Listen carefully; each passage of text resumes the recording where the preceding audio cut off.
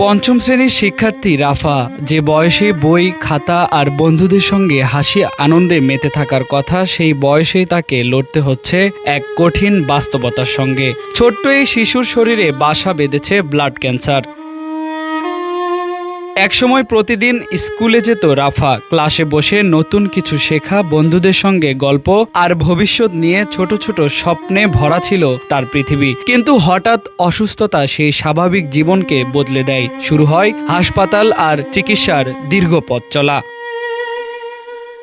পরিবারের সদস্যরা জানান, দীর্ঘদিন ধরে চলছে তার চিকিৎসা। একের পর এক পরীক্ষা, ওষুধ আর হাসপাতালে যাতায়াতে নিঃশেষ হয়ে গেছে সঞ্চয়। চিকিৎসকরা বলছেন, রাফাকে সুস্থ করে তুলতে এখনও প্রয়োজন নিয়মিত চিকিৎসা এবং বিপুল অর্থ।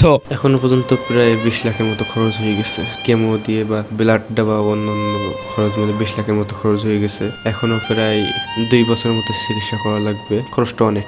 মধ্যবিত্ত এই পরিবারের জন্য সেই ব্যয় বহন করা এখন প্রায় অসম্ভব। সন্তানের জীবন বাঁচাতে বাবা মা শেষ সম্বলটুকু খরচ করেছেন, তবুও চিকিৎসার পথ এখনও অনেক বাকি।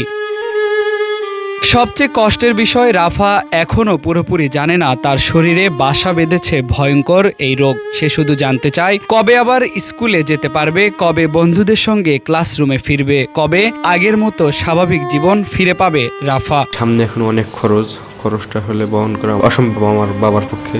দেশবাসীর কাছে, প্রবাসী ভাইদের কাছে, সবার কাছে সাহায্য চাই। আজ তাই পরিবারটির একমাত্র ভরসা সমাজের মানবিক মানুষ। কারণ সময় মতো চিকিৎসা চালিয়ে যেতে না পারলে থেমে যেতে পারে একটি নিষ্পাপ শিশুর জীবনের গল্প। ফেরদৌস প্রামাণিক, দৈনিক ইত্তেফাক, ঢাকা।